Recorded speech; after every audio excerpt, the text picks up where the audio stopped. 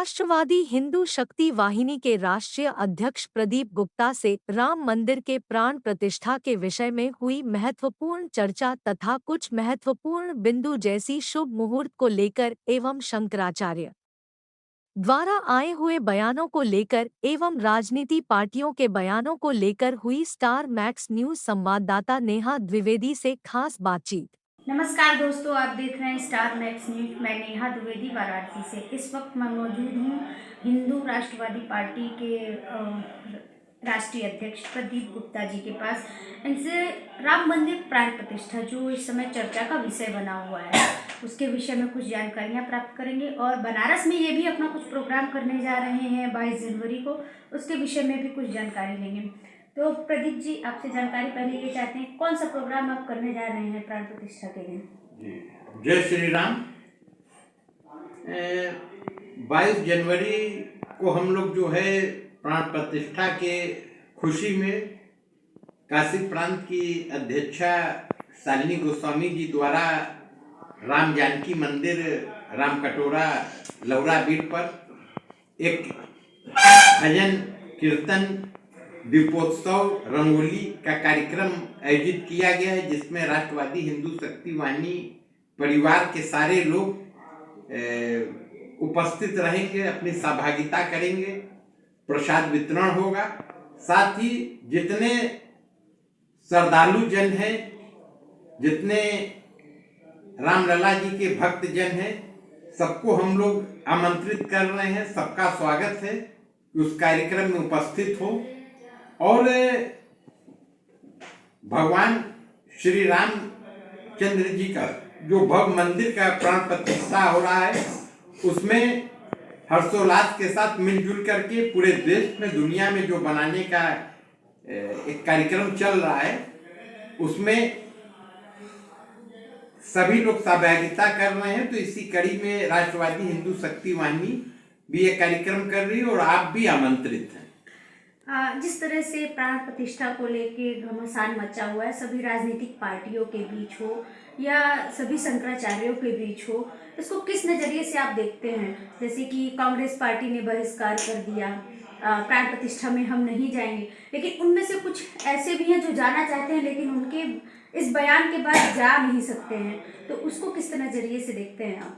देखिए, जहाँ तक कांग्रेस का सवाल है तो कांग्रेस की तो मैं प्रशंसा करता हूं, क्योंकि जो कांग्रेस इस प्राण प्रतिष्ठा में नहीं जा रही है, जो उसने ये निर्णय लिया है, तो उसके लिए कांग्रेस बधाई की पात्र है।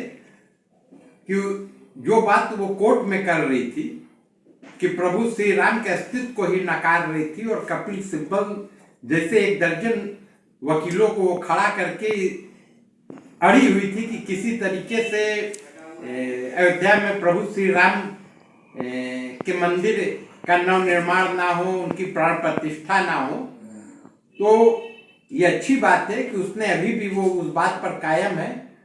तो चूंकि वो ईसाइयत से ओतप्रोत है, उनको हिंदुत्व से और सनातन से कुछ लेना देना नहीं है, तो अगर वो नहीं जा रहे तो अच्छी बात है।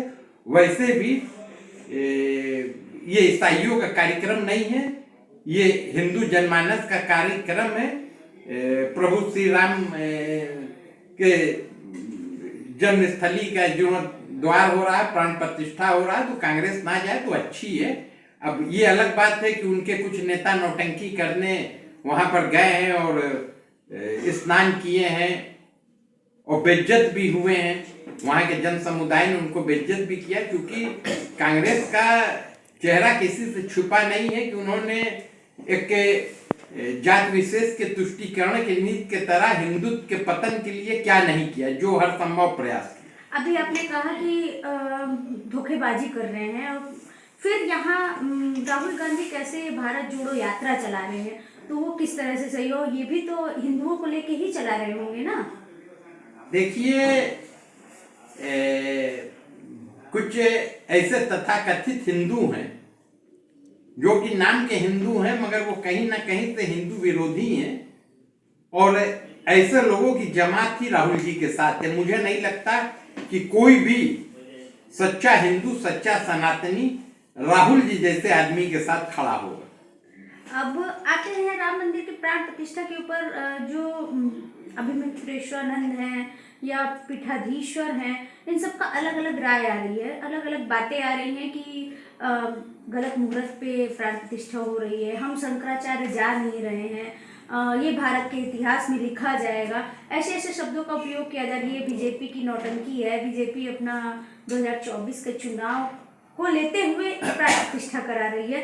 इस पर आपकी क्या प्रतिक्रिया है? देखिए, जहाँ तक शंकराचार्य जी लोग का सवाल है कि जो उनके तरफ से प्रतिक्रिया आ रही है, तो मैं इतना आपसे कहना चाहूँगा, वो पूरा हिंदू जनमानस तो सनातन धर्मावली जानते हैं कि इस जो राम जन्मभूमि की लड़ाई रही है, जो आंदोलन रहा है, उसमें कहीं से भी किसी भी शंकराचार्य जी का कोई योगदान नहीं रहा। रामलला जी टेंट में विराज रहे थे और ये सोने के सिंहासन पर बैठ करके हाथी पर टहल रहे थे। और जिस समय काची कोटि पीठ के शंकराचार्य जी को दिवाली के दिन घसीट करके पुलिस गिरफ्तार करके पूजा करते वक्त ले जा रही थी, तो बाकी तीनों शंकराचार्य शांत थे, मौन थे। अब अगर उनकी इतनी बातें वो कर रहे हैं, तो भाई उनकी क्या मंशा है, किस वो राग द्वेष से कर रहे हैं, ये मैं नहीं बता सकता हूं। मगर निसंदेह अगर प्रभु श्री राम के जन्मस्थली का जीर्णोद्धार हो रहा है, प्राण प्रतिष्ठा हो रहा है, उद्घाटन कार्यक्रम हो रहा है, तो ये पूरे सनातनियों के लिए, हिंदू धर्मावलियों के लिए हर्ष का विषय है। और इसमें प्रभु श्री राम के जय जय घोष के साथ उसको मनाना चाहिए। इसमें किसी तरीके की टीका टिप्पणी करना उचित नहीं है। तो क्या आपको ये नहीं लगता कि ये बीजेपी का एजेंडा है 2024 के चुनाव को लेकर, 2024 का चुनाव जीतने के लिए हिंदू, ये नहीं लगता कि ये बीजेपी का एजेंडा है 2024 के चुनाव को लेकर, 2024 का चुनाव जीतने के लिए हिंदुओं को एक तरफा कर रही है? क्या आपको ऐसा लगता है? अब देखिए, बीजेपी का क्या एजेंडा है, बीजेपी चुनाव जीतने के लिए कर रही है, किस लिए कर रही है, ये तो मैं नहीं जान सकता हूँ।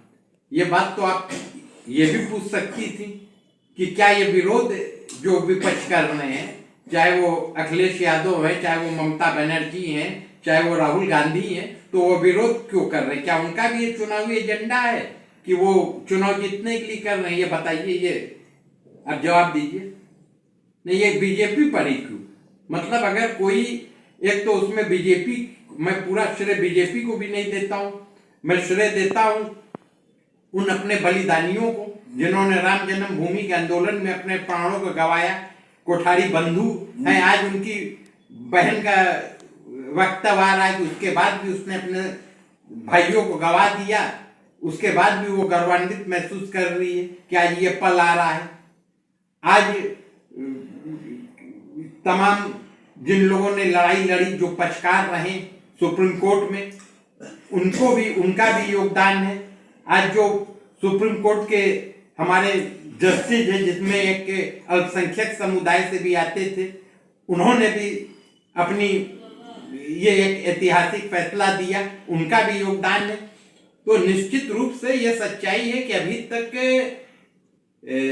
न्यायालय के आदेशों को भी पलटने का काम हुआ, चाहे साहबानो कांड में कांग्रेस ने किया, चाहे जिसमें, तो बीजेपी ने एक कानून की प्रक्रिया के तहत जब राम जन्मभूमि का फैसला सनातनियों के पक्ष में आया, तो उसमें उसने एक महंती भूमिका निभाई।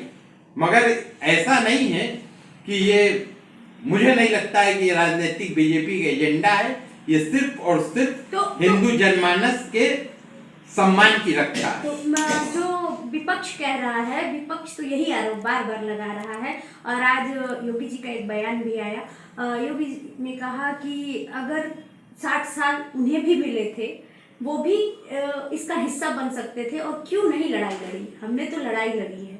तो क्या ये बात सत्य है? देखिए, देश का दुर्भाग्य रहा है और कि आज आज़ादी के इतने वर्षों बाद तक हिंदुस्तान की धरती पर हिंदुत्व के विरोध में राजनीति करने वाले लोग सत्ता में बने रहे, और मुझे लगता है कि अब ऐसे लोगों को जनता सिरे से नकार चुकी है। हिंदू जनमानस सनातनी जाग चुके हैं और अब इन लोगों की दोबारा जो है सरकार में इन लोग को नहीं आना है। तो ये इनकी बौखलाहट है कि ये कुछ भी आए बाएं साएं बयान दे रहे हैं, मगर अब उनको दोबारा सत्ता में आना नहीं। तो आप इस प्राण प्रतिष्ठा को लेकर समाज को क्या संदेश देना चाहते हैं? जिस तरह से एक तरह से समुदाय पूरे उत्तर प्रदेश में छुट्टी कर दी गई है, स्कूल कॉलेज हर एक चीज़ की छुट्टी हो गई है, और दूसरा चीज़ दीप जलाने का जो आह्वान प्रधानमंत्री द्वारा किया गया है, उसको किस तरह से आप देखते हैं और क्या कहना चाहते हैं समाज में? देखिए, निसंदेह ये सनातनियों के लिए ऐतिहासिक पल है और इस पल को पूरे हर्षोल्लास से रंगोली बना करके, दीप सजा करके, दीप जला करके, प्रभु श्री रामचंद्र जी का जयकारा लगा करके इसको बनाना चाहिए। और 22 जनवरी 2024 इतिहास में लिखा जाएगा और पूरे दुनिया के सनातनी आज जो हैं हर्षोल्लास में मग्न है। अभी 22 जनवरी 2024 दूर है, मगर अभी से पूरा देश, पूरा दुनिया के जितने सनातनी हैं वो सब भक्तिमय हो चुके हैं, राममय हो चुके हैं। तो ये थे प्रदीप गुप्ता जी, जिन्होंने अपनी प्रतिक्रियाएं दी राम मंदिर की प्राण प्रतिष्ठा के ऊपर और समाज को एक संदेश दिया है कि इसको एक त्योहार के रूप में मनाएं। जैसे 14 वर्षों के बाद जब राम आए थे वनवास से अपने अयोध्या, तो दीप प्रज्वलन हुआ था, दीपावली मनाई गई थी। उसी तरह 22 जनवरी 2024 को भी आप दीपावली के रूप में इस त्योहार को मनाएं। वाराणसी से नेहा द्विवेदी की